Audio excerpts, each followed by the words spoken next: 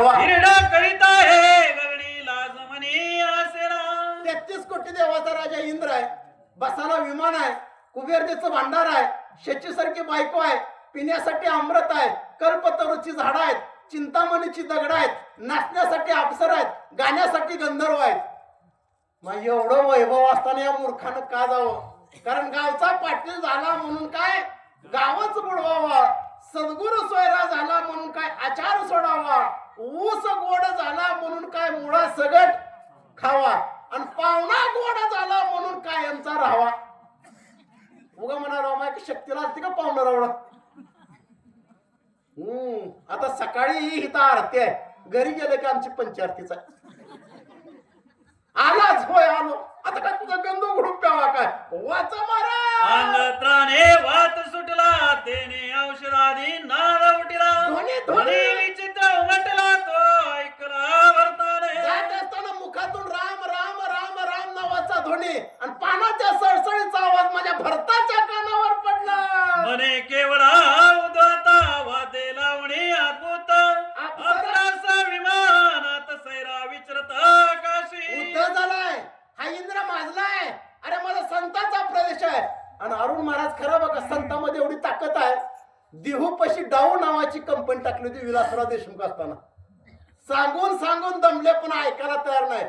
जेव्हा माझ्या वारकऱ्याने माय ती पताका बघितली का काठी, दिंडीत सगळ्याच्या पुढे काठी असते. काठी एरंडाची असते का येळूची? एरंड नाही, वेळूची काठी असते आणि वर पताका असते. त्याचं कारण होतं जर प्रसंग आला तर ती पताका खिशात घालायची. जेव्हा वारकरी लोकांनी काट्या उलट्या केल्या माय, इंजिनियर लोक मशनरी टाकून पळायचं कारण पळून गेले. संतांची ताकद आहे.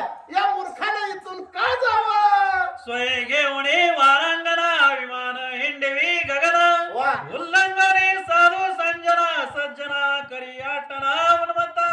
उन्मत झालाय, वारांगणा घेतलाय. माय वारांगणा शब्दाचा अर्थ सांगतो. आजी ऐकायला का? ऐका, वारांगणा शब्दाचा अर्थ सांगतो. मी वार म्हणतो माय, तुम्ही मोजा. सोमवार, मंगळवार, बुधवार, गुरुवार, बिस्तरवार, शुक्रवार, शनिवार, आयतवार आणि रविवार. 9 झाले का? हा बरोबर आहे. वार 7च, पण 2 वार जास्त. कारण त्या खेडेगावात रविवार आणि गुरुवार म्हणता येत नाही. आई गंगू जेवलीस का? माझा बेस्तर वार. तुझा का माझा आईत वार. ही वारांगणा घेतला मध्ये संतांच्या प्रदेशावर निघाला. जो श्री सवे निरत झाला वा. प्राशणी मातला, जो लोभे भुलला त्याचा गेला विवेक. म्हणून सांगितलं वासनेच्या संगे नको जाऊ म्हणा. पहा त्या रावणा कैसे झाले. इंद्र पडली बघत चंद्र झाला काळा, नारद चुकला चाळा भजनाचा. सगळ्या देवाच्या बापाच्या बापाचा बाप महादेव बाबा. हे प्रत्यक्ष घडले का चंद्रचूडा. बिल्लीने आली दृष्टी पुढा. महादेव झाला वेडा केला नाश विरक्तीचा. किती बी मोठा असतो माणूस होय. आता तुमच्या घरात कसं करतात इथं कशाला विचारावं?